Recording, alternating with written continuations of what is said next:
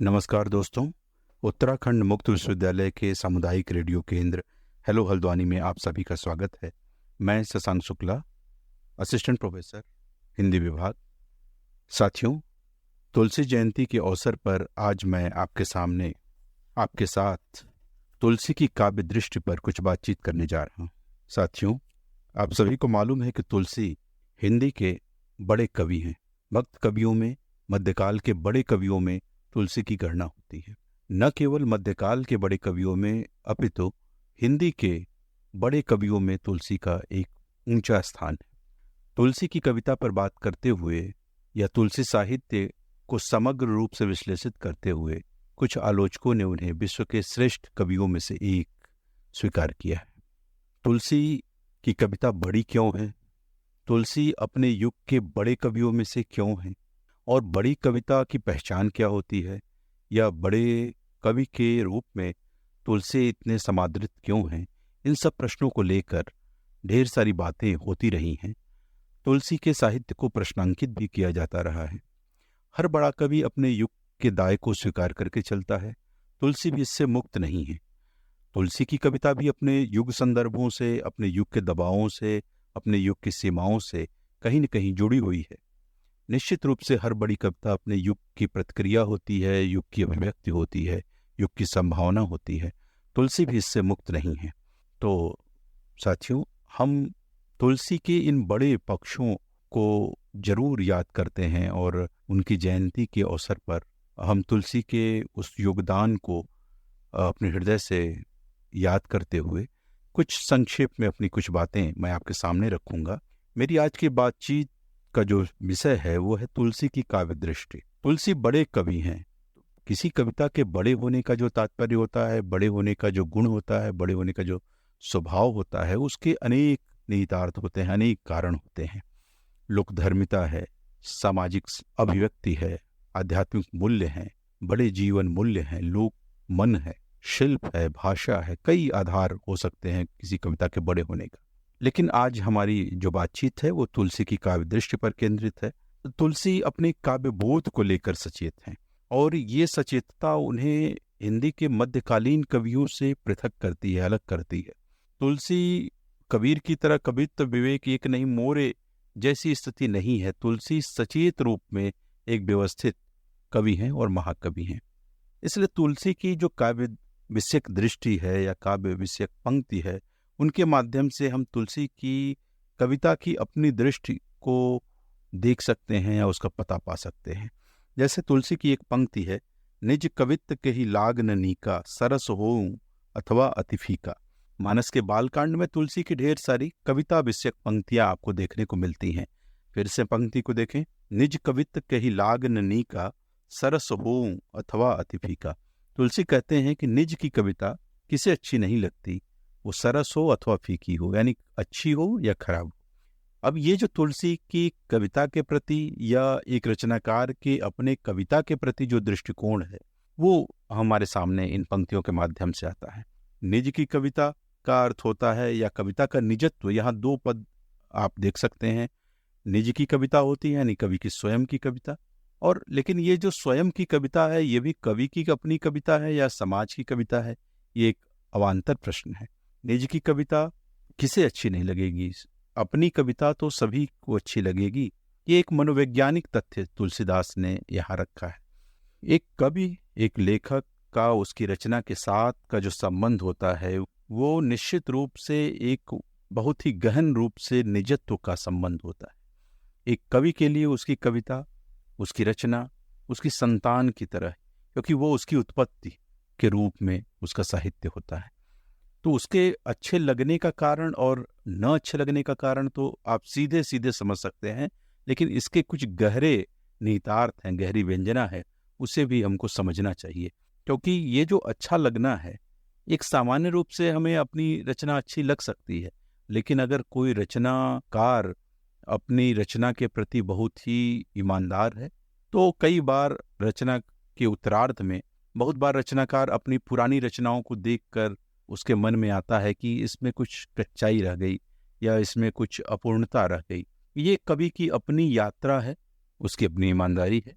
कि वो किसी रचना को लेकर, उसकी अभिव्यक्ति को लेकर, उसकी भाषा को लेकर, उसके शिल्प को लेकर, उसमें आए भावों के संयोजन को लेकर उसको लगता है कि इसकी बात कहीं न कहीं अपनी पूरे रूप में पुष्ट नहीं हुई, अधूरे रूप में आई है।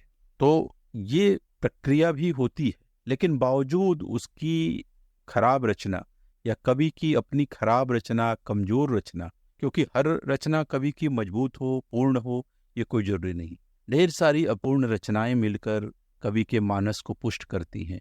ढेर सारी छोटी छोटी अपूर्ण रचनाएं कवि की अभिव्यक्तियां होती हैं। तो इस ढंग से आप कह सकते हैं कि जो कविता को लेकर तुलसी का एक दृष्टिकोण था, वो दोनों बातें मनोवैज्ञानिक रूप से तुलसी कह रहे हैं कि अच्छी भी हो सकती है और खराब भी हो सकती है। निश्चित रूप से ये पंक्ति संकेतात्मक है, सूत्रात्मक है, इसलिए इसके विस्तार की अपरिमित संभावनाएं हैं कि आप तुलसी की कविता को बड़े रूप में देखें, सरस रूप में अथवा फीके रूप में।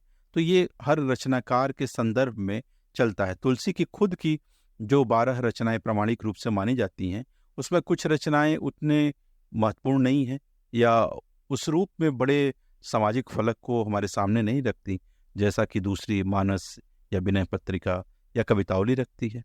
तो एक कवि की अपनी यात्रा के कुछ पड़ाव भी होते हैं, तुलसी के संदर्भ में हम इसे समझ सकते हैं। वैसे ही मित्रों, तुलसी की एक दूसरी पंक्ति देखें जो उनकी कविता पर ही है। तैसे ही सुकवि कवित्व बुद्ध कहें, उपजई अनत अनत छवि लहें। मानस के बालकांड की यही है कि कविता उत्पन्न कहीं और होती है और शोभा कहीं अन्यत्र पाती है। इसका क्या है कि सुकवि कवित्व बुद्ध कहें, बुद्ध लोग जो सुकवि लोग होते हैं वो कहते हैं कि कविता क्या है, उपजई अनत अनत छवि लहें, कहीं और उपजती है और छवि उसकी जो शोभा है कहीं और होती है। अर्थ यह है कि कविता की जो अपनी जमीन है वो क्या है? कविता की अपनी जमीन समाज है। समाज के जितने बड़े फलक को कोई कवि छूता है या अपनी रचना को समाज के बड़े फलक में जो कवि जितने बड़े रूप में उतारता है, उसकी रचना उतनी ही बड़ी होगी। इसलिए कविता की जो जमीन है उस दृष्टि से कि उत्पन्न कहीं और शोभा कहीं और, यानी उत्पन्न तो लेखक के मस्तिष्क में होती है, उससे पूर्व कविता उत्पन्न होती है समाज की उन जटिल संघर्ष में, जटिलताओं में, बिंबों में, जो मस्तिष्क में उतरती है लेखक के, और शोभा कहाँ पाती है? पाठक के रस में, पाठक के रसास्वादन की प्रक्रिया में।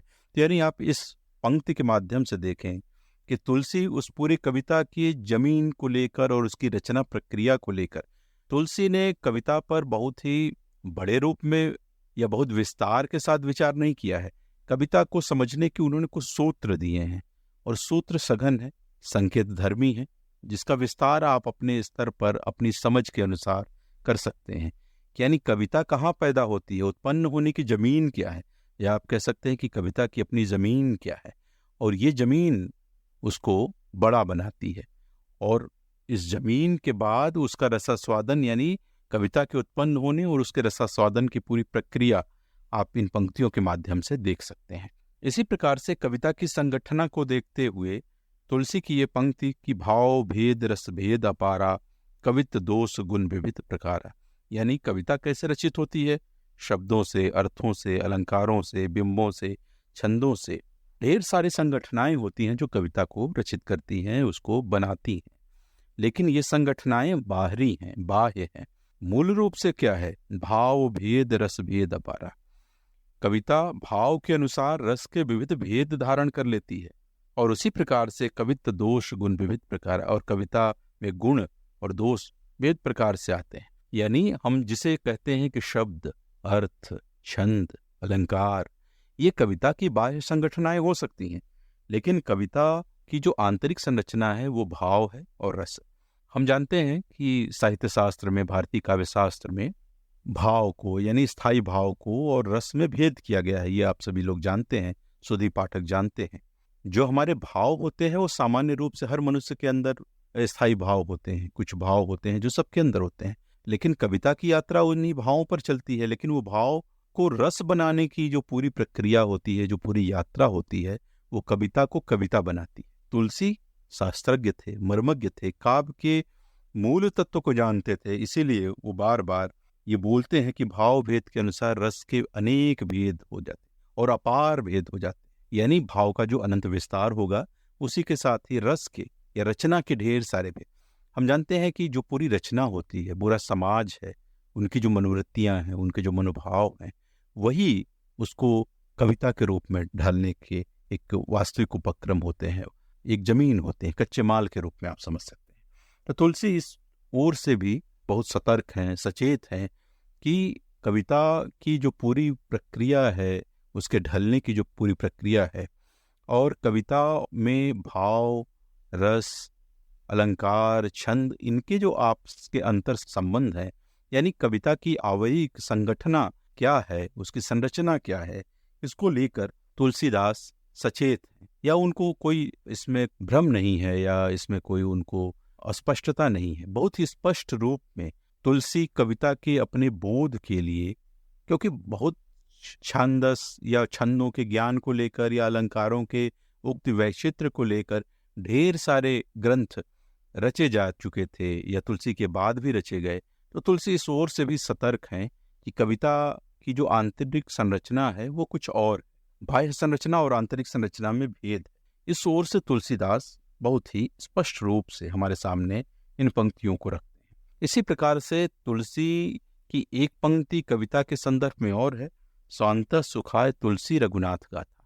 ये एक पंक्ति मानस में ही आई है कि स्वांतः सुखाय ढंग से इस रचना को कर रहा हूं। मित्रों, ये पंक्ति कई बार आलोचकों के मन में भ्रम का कारण बनाती, और कुछ लोग इसे समझने में नासमझी का परिचय देते हैं।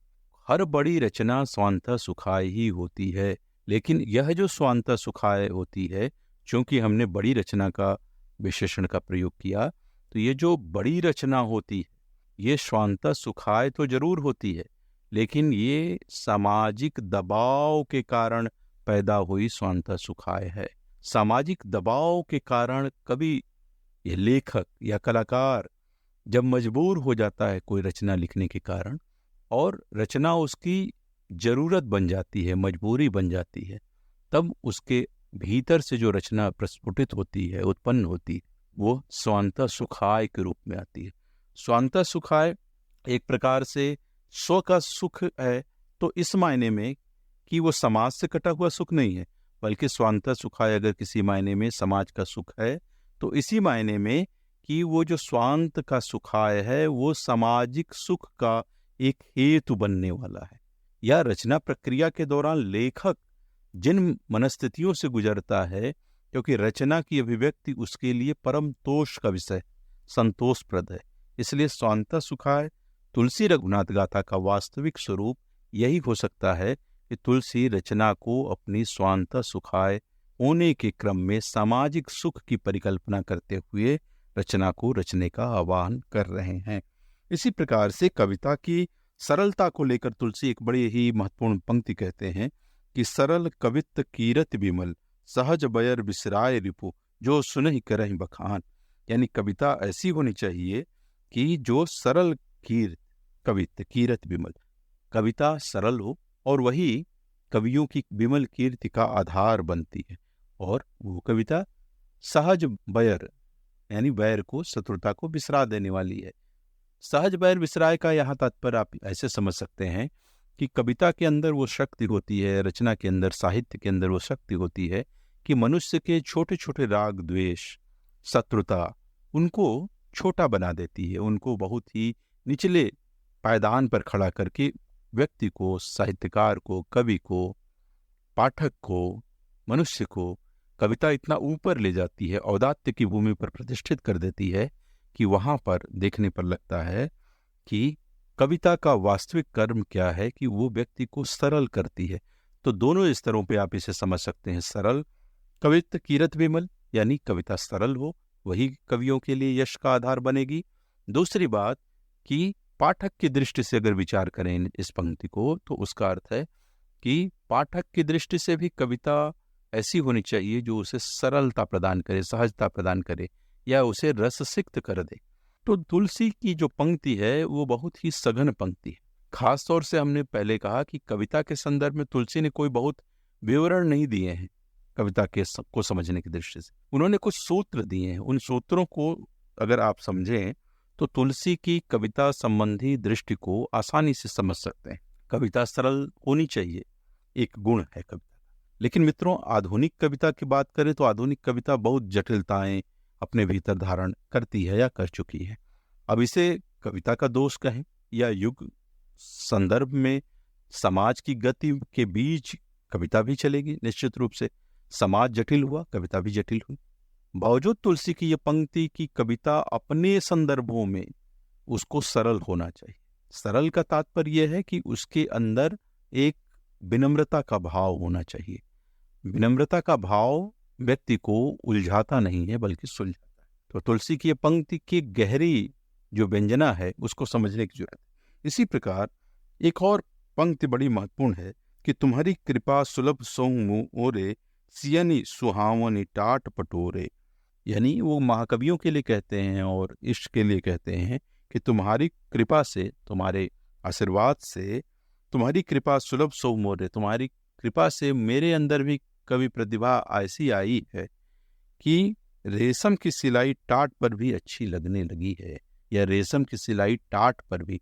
ये पूरे भक्तकाल के कवियों में या मध्यकाल के कवियों में या बड़े कवियों में उनका एक लक्षण होता है कि वो अपने को विनम्र रूप में प्रस्तुत करते हैं।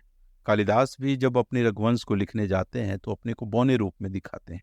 तो तुलसी की जो ये कविता है, जो खुद की कविता की बात करते हैं कि मेरी ऐसी कविता है कि जैसे महाकृपा हो गई, ईश्वर की कृपा हो गई, ईश्वर की कृपा हो गई, राम की कृपा हो गई, तो ये जो टाट है, तुलसी जैसा टाट है, उस पर भी कृपा रूपी जो रेशम है उसकी सिलाई होगी, अक्षर अंकुरित होंगे, तो वो सिलाई भी अच्छी लगने लगेगी। यानी ईश्वर कृपा से, महाकवियों की कृपा से तुलसी की जो कविता है वो भी रेशम के समान महीन, सूक्ष्म और सुंदर लगने लगेंगे।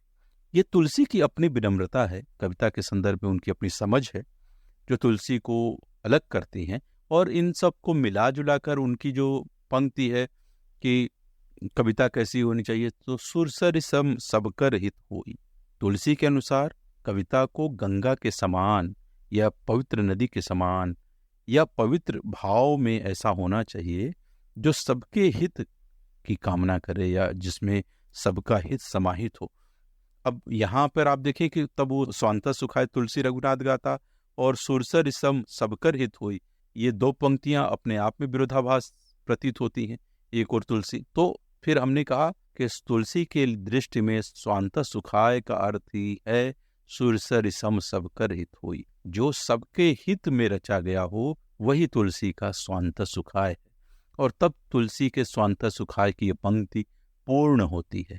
यानी कविता के संदर्भ में तुलसी की जो दृष्टि है बहुत ही व्यापक है, सघन है, सूत्रात्मक है। इस दृष्टि से तुलसी की जो काव्य पंक्ति है, जिसको मैंने कुछ इशारों में, कुछ संकेत के रूप में आपके सामने रखा, कि तुलसी अपनी कविता को लेकर बहुत ही सतर्क है, लेकिन इस सतर्कता में कहीं अहंकार नहीं है, कहीं द्वेष नहीं है, बल्कि कविता से बड़ा काम लेने की जो इच्छा है, सबका हित करने का जो भाव है, ये मध्यकाल के एक बड़े कवि तुलसी की अपनी काव्य दृष्टि है। और इस काव्य दृष्टि के आलोक में है हम पाठकीय दृष्टि प्राप्त कर सकते हैं। आज हम तुलसी को देखने की, उनकी कविता को देखने की एक समझ विकसित कर सकते हैं। तो साथियों, आज की हमारी बातचीत तुलसी की काव्य दृष्टि पर केंद्रित रही। आशा है मेरी इस बातचीत से आप लाभान्वित होंगे और कविता की समझ और तुलसी साहित्य की समझ के क्रम में हम आगे कुछ और प्रश्नों के साथ आपके समक्ष उपस्थित होंगे। तब तक के लिए मुझे दीजिए इजाज़त। नमस्कार, धन्यवाद।